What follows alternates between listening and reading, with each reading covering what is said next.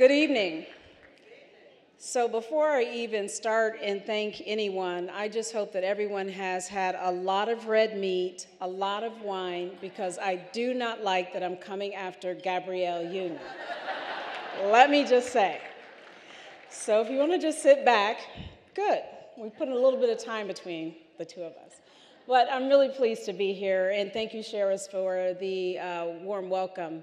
And I'm really delighted because with this incredible organization that has just been so bold and so tenacious in helping to envision and create a new kind of workplace in this country. And it was decades ago when some of us thought that we should feel very lucky to have our jobs as women. And it was this organization that identified the mismatch between women's complex, multifaceted lives and the often rigid expectations that employers had for their workers. And that was our reality for women. That was me. There were women who held jobs in offices, in factories, in restaurants, in hospitals, and most other workplaces. And we were the women who were in the round peg forced into the square hole. That was us. And more of us were essential breadwinners, and breadwinners for our families, for everyone around us, but we were still the primary caregivers for our families, like you saw in the video. We were the chief executive officers for our families, not for the corporations of America or this world. We were involved in all the health and all the education decisions in our households. So while women were holding jobs, we were also responsible for child and elder care, medical appointments, school meetings, and even more. And workplaces were doing very little to recognize or accommodate any of those challenges, none of them at all. But this organization decided to address the pervasive and the overwhelming unfair balance against women and caregivers. They thought enough to rectify that women of color and single-parent families, they suffer the most. And this organization fought to help people understand that we need to all be partners in fixing these problems, shaping the lives of generations of women. So the national partnership recognized that these failures were costing women, it was costing families to break down, it was costing businesses to be less successful, and it was costing the country dearly. So you identified it, what I think is so important, you identified it as discrimination, and most people don't define it that way. You defined it that women were harmed and businesses were harmed and undermined both socially and economic equity. And you did something about it. You envisioned a new kind of workplace that recognized individuals who work and try to balance the family and all of the responsibilities, and you fought to make that workplace a reality for all of us. I'm personally grateful. You did that for me. You did that for my family. I feel it. Thank you. So at Starbucks, I've only been at Starbucks for 7 months, and it's interesting. You never know where you're going to end up. This is not where I thought I'd be, living in Seattle. I joined the board about a year ago and stepped up to Chief Operating Officer 7 months ago. And who would have thought I'd be in this place? But I am so grateful that I am here. Everything happens in divine order. We should remember that when we're trying to orchestrate our careers and plan everything out, it's divine order that really decides where we end up. So at Starbucks, we are proud to be your partner in the work that you're doing, and we want to be part of the solution. And so since the very beginning of our company, we've shown that for a for-profit company, we can serve shareholders and we can support employees and make a positive impact on the communities that we serve. So just last week, we took a first step in renewing Starbucks as a place where all people feel welcome. We closed, thank you. We closed more than 8,000 of our stores for racial bias training. Yes. And I want to recognize there are some tables here of the partners who I know work so hard. I got a chance to meet with some of them one-on-one today and hear their personal stories about what did May 29, the closing of the stores and the work that we did around the training, how did it affect you? And everybody has an experience.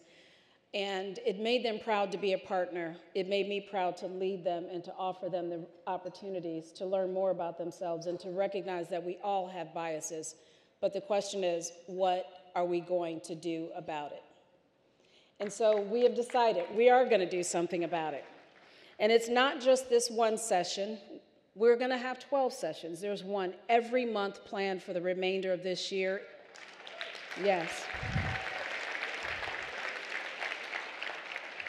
We will make sure that every new hire is hired in the vein of what it takes to run retail and publicly accommodated facilities today. We'll make a difference. But our work at Starbucks started way, way, way before May 29th. And it started by providing access to health care and benefits for full and part-time employees more than 20 years before the Affordable Care Act was even thought of. In 1991, Starbucks offered stock options, which turned all of our employees into partners. So you'll hear us talk about our partners, and that's why. We offer full college tuition, full paid coverage. We offer parental leave and paid sick time policies for everyone. And we are especially proud, really proud, to partner with this organization in March when we announced a very significant milestone. Starbucks had reached 100% pay equity across gender and race in the U.S. across our entire workforce for partners performing similar work. It's about gender and race. But missed in the original announcement that we made is our stated ambition to reach the same goal in our company-owned markets outside the United States. So we're on a mission, not just here where we live, but around the world. We're going to do this globally. Now, there are those who think we're not realistic and that culturally this isn't possible in many parts of the world. And to those doubters, I say one thing to them. Watch us. Watch us. You know, we can believe that we can also do much more at the leadership level. So we're not stopping here. A few years ago, we aspired to really increase minority and female representation by 50% at our most senior levels by 2020. And we're proud to announce tonight, this is the first time we've talked about this, that after a focused, very deliberate effort, we've achieved that goal 2 years ahead of schedule. Women now represent 39% of our senior VPs and above, 39%. We also remain fully committed to achieving our goal for minority representation. You may have heard that our founder stepped away as executive chair this week, and we announced a new chair of the board, and we announced a new vice chair of the board. Our new vice chair of the board is Melody Hobson. It's really exciting to walk in a boardroom and see someone that looks like you. I can't tell you, it's overwhelming actually for both of us. We want to hug, we want to run, we want to kiss. We do all of that. We high five, we look at each other across the room, we send texts under the table. All those things you're not really supposed to do, but we do anyway because we know we need to. I can't wait for that to happen at more companies. We should be celebrating that this time next year when we all show up back here at this same event. But we know we could and we can do and should do more, and that's why we're moving the goalposts one more time. We're going to move it one more time, and we're ensuring that by 2020, now that we've achieved this one goal, half of our senior leaders will be women, 50% by 2020. So we're raising the goal.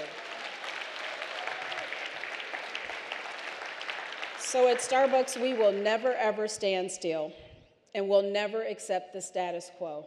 So with your help and the work that you're doing, you can count on us. Hold us accountable as we continue to push forward and demonstrate leadership in this critical area. And you can count on us to look for new ways to improve the lives of our partners and their families, and to urge our peers to do the same for their employees. It is okay to shame your other companies around you. I believe in shaming other people. And you can count on us really to be a resource for policymakers and to share what we've learned and to champion what's possible. And lastly, you can count on us to celebrate and to expand upon the progress you've helped to make. And on behalf of everyone at Starbucks, we applaud everything that you're doing here. And we really want to see all the success come forward as you improve the lives of women and families. We want to be a part of it. And we're proud to partner with you as you look at helping women succeed as equals at work and to show, as the inspiring women have done tonight, that failure and the future for women, you can't have failure. The future for women is now. So I want to thank you and encourage all of us, step up, step out, fill out the envelope, and be counted for. Thank you.